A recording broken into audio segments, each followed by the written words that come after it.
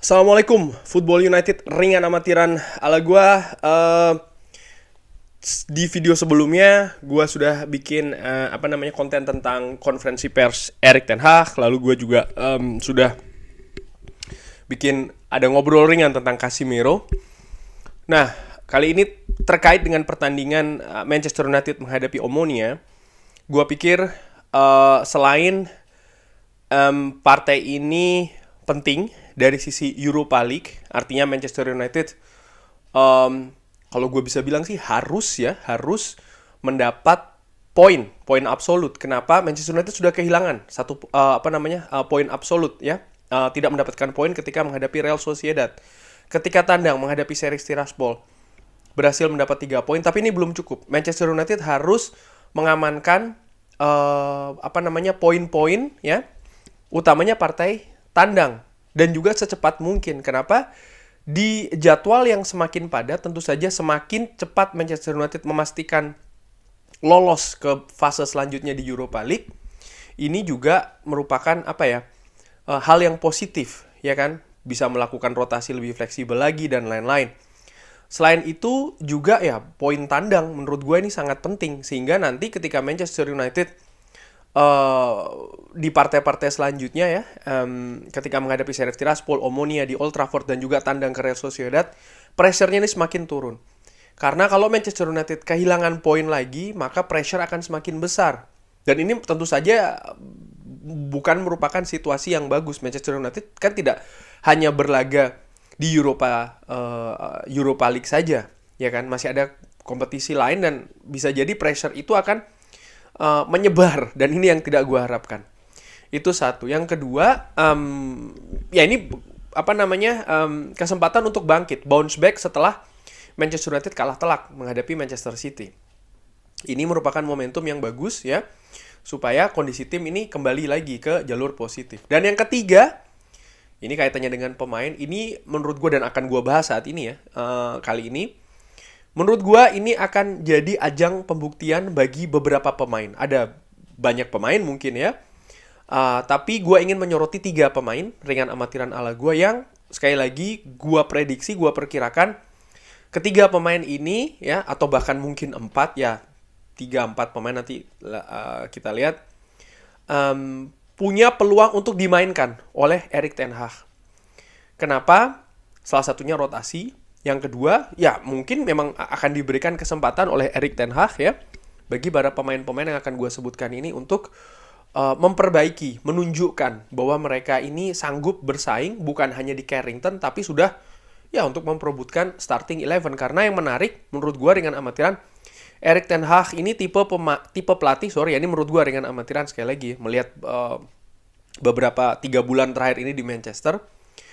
Kalau dia ini sudah percaya sama pemain, artinya pemain ini bisa menunjukkan kualitas yang bagus baik secara individu maupun kolektif ya, akan dipertahankan di starting 11. Jadi penting bagi para pemain ketika diberikan kesempatan oleh Erik ten Hag untuk menunjukkan kapasitasnya, untuk membuktikan, untuk tampil dengan sepenuhnya.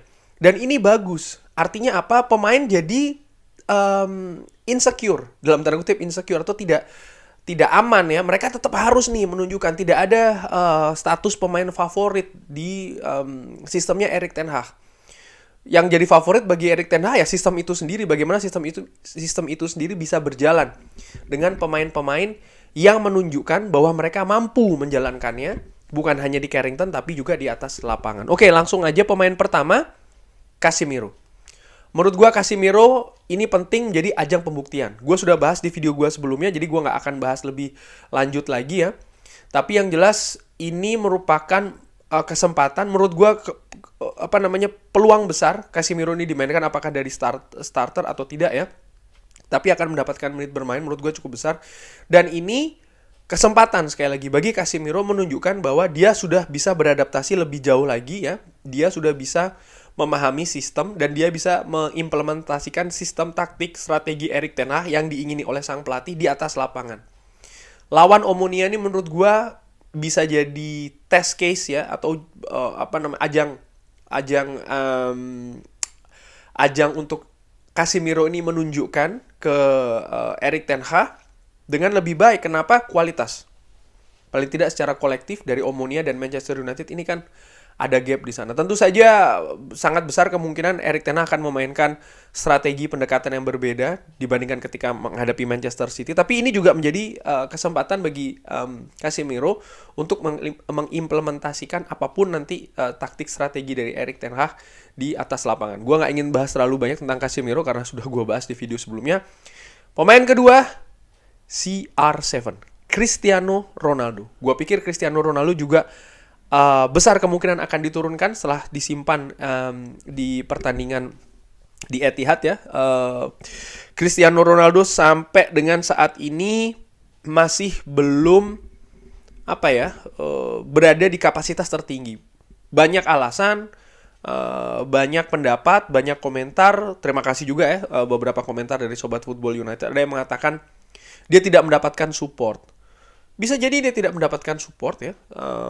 Kenapa support itu tidak didapatkan? Ya macam-macam. Mungkin bisa jadi integrasinya belum maksimal, pengertiannya di dalam sistem Erik ten Hag belum maksimal. Sistem tuh bukan berarti Cristiano saja, itu enggak. Tapi pemain lain pun juga demikian dengan adanya seorang Cristiano Ronaldo di dalam sistem itu. Jadi integrasi baik secara individu maupun secara kolektif mungkin belum bisa terjalin secara maksimal. Lalu juga mungkin kondisi dari Cristiano Ronaldo mungkin ya yang belum optimal. Ini juga bisa kan mengakibatkan dia akhirnya ya belum bisa berkontribusi secara maksimal di atas lapangan. Kalau menurut gua dengan amatiran, problem utamanya ya lebih ke faktor non teknis sih kalau menurut gua. Jadi fokus ya kan, mood, antusiasme Cristiano Ronaldo mungkin belum ada di tahap yang optimal.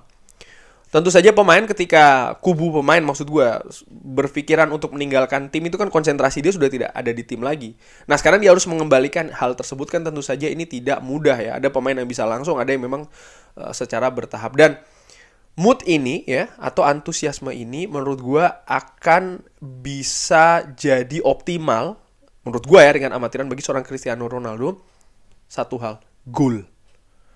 Kalau gol ini datang ya bagi Cristiano Ronaldo, dia merasa kontribusinya ada secara langsung untuk Manchester United. Nah, di situ nih menurut gue rasa percaya dirinya akan tampil lagi, enjoy-nya dia akan muncul lagi. Memang ada beberapa video latihan dia udah mulai tersenyum di Carrington dan lain-lain. Menurut gue Cristiano Ronaldo pemain yang super profesional. Dia ketika latihan dia tentu saja akan berlatih dengan serius, dengan baik ya.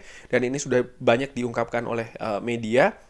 Cuman ada perbedaan dong di Carrington dan juga di lapangan pertandingan, di mana situasinya beda kan latihan dan bertanding sesungguhnya. Jadi menurut gua satu faktor yang penting bagi Cristiano Ronaldo adalah gol. Semakin banyak dia menciptakan gol di kesempatan yang diberikan, ini akan membuat moodnya dia positif dan sekaligus juga memperlihatkan ke Erik ten Hag kalau dia sebagai striker bisa dijadikan tumpuan dalam melaksanakan tugas. Apa tugas striker? Yang menciptakan gol. Ada hal yang menarik yang gue lihat ya di Cristiano Ronaldo kalau gue bandingkan dengan musim lalu. Karena sebenarnya musim lalu ini juga ada sedikit kesamaan. Di mana Cristiano Ronaldo datang di menit-menit terakhir. Dia tidak ikut persiapan, tidak ada preseason. Tapi maksudnya persiapan sebelum kompetisi. Tapi dia kontribusinya bisa langsung banyak. Di Liga, di 2 pertandingan awal dia langsung menciptakan gol. Menghadapi Newcastle dan juga menghadapi West Ham. Tapi setelahnya dia ternyata tidak ada kontribusi secara langsung ya di Manchester United berupa gol. Baru ada itu di akhir Oktober ketika menghadapi Tottenham Hotspur. Gue ingin membandingkan juga timelinenya ya September dan Oktober. Tapi yang menarik adalah di Champions League. Di mana di partai dari bulan September sampai dengan bulan November ya di 1, 2, 3, 4, 5 pertandingan secara beruntun dia memberikan kontribusi gol secara langsung. Nah, dari sini menurut gue ringan amatiran, sekali lagi ini hanya ringan-ringan amatiran. Wah, Cristiano Ronaldo ini bagus kalau bermain di Eropa menghadapi tim-tim dari negara lain. Dan oleh karena itulah sangat masuk akal kalau Cristiano Ronaldo akan diberikan kesempatan ya oleh Erik ten Hag, kesempatan lebih ketika Manchester United bertanding di ajang Eropa, Europa League. Ini menurut gue ini merupakan ajangnya Cristiano Ronaldo. Memang agak sedikit ironi dalam tanda kutip, biasanya dia main di Champions League ya kan, sekarang harus di Europa League. Tapi menurut gue itu tidak penting. Yang penting bagaimana dia bisa tetap berkontribusi bagi tim, ya kan. Dan kalau seandainya nanti kontribusi ini semakin banyak, artinya gol ya kan. Kemarin sudah bikin gol satu ketika menghadapi Sheriff Tiraspol dari titik penalti. Menurut gue ini merupakan start yang bagus. Selanjutnya nanti mudah-mudahan menghadapi Omonia. Dan ini seperti gue katakan akan menimbulkan atau memupuk enjoy ya, kebahagiaan dia bermain di atas lapangan, moodnya dia, fokusnya dia, sekaligus juga menunjukkan ke Erik ten Hag, gua bisa diandalkan untuk mencetak gol, sehingga di jadwal yang padat Manchester United di bulan Oktober ini dan juga November, dia akan mendapatkan porsi menit bermain yang lebih lagi. Dan gue yakin itu cepat atau lambat akan terjadi sih. Cristiano Ronaldo akan kembali lagi ke starting 11 dari Manchester United. Tapi ya kuncinya ada di dia sendiri, bagaimana dia bisa bermain optimal, kontribusinya berupa gol ya, baik itu secara langsung maupun tidak langsung, ini hadir di lapangan. Dan juga attitude, nah ini penting, attitude, sikap, karena Erik ten Hag juga melihat nih attitude dan sikap pemain di atas lapangan, dan ini sering sekali diungkapkan setelah menghadapi Brentford, setelah menghadapi Manchester City. Yang disoroti banyak hal, termasuk juga attitude, sikap ya kan, dari para pemain yang bermain di atas lapangan. Dan ini menurut gue salah satu kelebihan dari seorang Cristiano Ronaldo ya, dengan pengalamannya dia, dengan statusnya dia, yang bisa ditunjukkan di pertandingan nanti ketika menghadapi Omonia. Oke, pemain ketiga langsung aja, yaitu adalah Alejandro Garnacho. Alejandro Garnacho, pemain muda ini gua perkirakan akan mendapatkan menit bermain. Bisa jadi gua salah ya, bisa jadi gua salah, it's fine. Tapi menurut gua ketika dia nanti mendapatkan menit bermain, ini waktunya dia untuk melakukan pembuktian. Pemain ini digadang-gadang sebagai pemain masa depan Manchester United dengan talenta bagus, dengan potensi yang besar. Sudah diberikan beberapa kali kesempatan, waktunya dia menunjukkan lagi sesuatu hal yang lebih. Kalau bisa dia ada kontribusi langsung berupa gol ataupun assist. Ketika diturunkan dia harus tajam, dia harus konsentrasi, dia harus berani. Itu penting. Karena di posisinya dia di sayap kiri, Manchester United punya beberapa pilihan di sana. Mulai dari Jadon Sancho, mulai dari Anthony Elanga, mulai dari Marcus Rashford pun juga bisa dimainkan di sisi tersebut. Gua tahu Sobat Football United punya komentar, Elanga begini, Sancho begitu, Rashford begini dan begitu.